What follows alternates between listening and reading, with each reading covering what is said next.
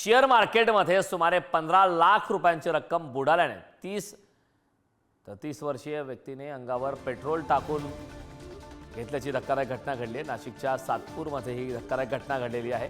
नाशिकच्या सातपूरमधील धक्कादायक घटना आता समोर आलेली आहे।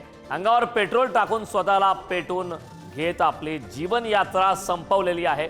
शेअर मार्केटमध्ये सुमारे 15 लाख रुपयांची रक्कम बुडाल्याने अंगावर पेट्रोल टाकून पेटून घेतल्याची धक्कादायक घटना घडली। नाशिकच्या सातपूरमध्ये ही धक्कादायक घटना घडलेली आहे।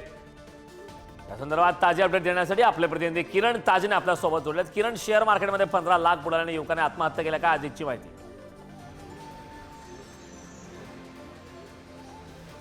खरं तर 30 वर्षाचा तरुण नाशिकच्या एका खासगी बँकेमध्ये कामाला होता। आपल्याला जो पैसा मिळतोय त्यातील जो उर्वरित रक्कम आहे खर्चाच्या व्यतिरिक्त तो घरी न देता तो शेअर मार्केटमध्ये गुंतवत होता आणि या सगळ्या पार्श्वभूमीवर जवळपास 15 लाख रुपयांची त्याने गुंतवणूक केलेली होती। वेगवेगळ्या प्रकारचे शेअर्स त्याने घेतलेले होते, मात्र मार्केट कोसळल्यानंतर त्याचे जे पैसे होते ते बुडाले आणि त्याच सगळ्या विवंचनेतून त्यानं आत्महत्या केलेली आहे। अंगावर पेट्रोल टाकून घेत आपल्यासोबत असलेली जी दुचाकी होती तिलाही जाळून टाकण्याचा प्रयत्न त्यानं केलेला आहे आणि यामध्ये जवळपास तो 90% भाजलेला होता। नाशिकच्या जिल्हा रुग्णालयामध्ये त्याचे उपचार सुरू असताना त्याचा दुर्दैवी मृत्यू देखील झालेला आहे। मूळचा तो नाशिकच्या चांदवड तालुक्यातील विटावे या गावचा होता, मात्र कामाच्या निमित्तानं तो सातपूर परिसरामध्ये राहत होता आणि अशा सर्व परिस्थितीमध्ये त्याच्यासोबत जो घडलेला जो पैसे जो बुडवण्याचा प्रकार घडलेला होता त्या सगळ्या विवंचनेतून त्यानं हे टोकाचं पाऊल उचललेलं आहे। अतिशय दुर्दैवी घटना आहे आणि या सगळ्या घटनेच्या पार्श्वभूमीवर सर्वत्र हळहळ देखील व्यक्त केली जाते।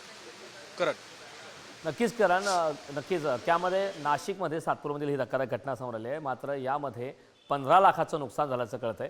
अंगावर पेट्रोल टाकून स्वतःला पेटून घेत जीवनयात्रा संपवली, काय अधिकची माहिती?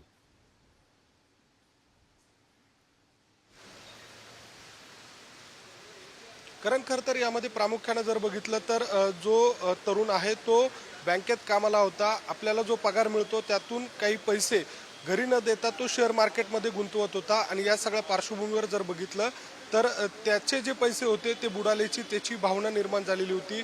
एकूणच या सगळ्या विवंचनेमध्ये त्यानं हे टोकाचं पाऊल उचललेलं आहे आणि या सगळ्या दरम्यान ही बाब घरी न सांगता आपल्या आईवडिलांना नेमकं काय सांगायचं याचा देखील त्याच्या मनामध्ये एक प्रकारचा संशय होता आणि या सगळ्या पार्श्वभूमीवर त्यानं या विवंचनेतून थेट टोकाचं पाऊल उचललं। अंगावर पेट्रोल टाकून घेतलं, आपली दुचाकी आहे तिच्यावर पेट्रोल टाकलं आणि जाळून घेण्याचा प्रयत्न केला। यामध्ये तो 90% भाजलेला होता आणि या सगळ्या पार्श्वभूमीवर त्याचा उपचारादरम्यान मृत्यू देखील झालेला आहे। सर्वत्र या घटनेच्या पार्श्वभूमीवर हळहळ व्यक्त केली जाते। आता नाशिकच्या सातपूर पोलिसांकडून याबाबतचा अधिकचा तपास केला जातो। किरण, खूप धन्यवाद या सविस्तर अशा माहितीबद्दल। हे बघावं लागेल।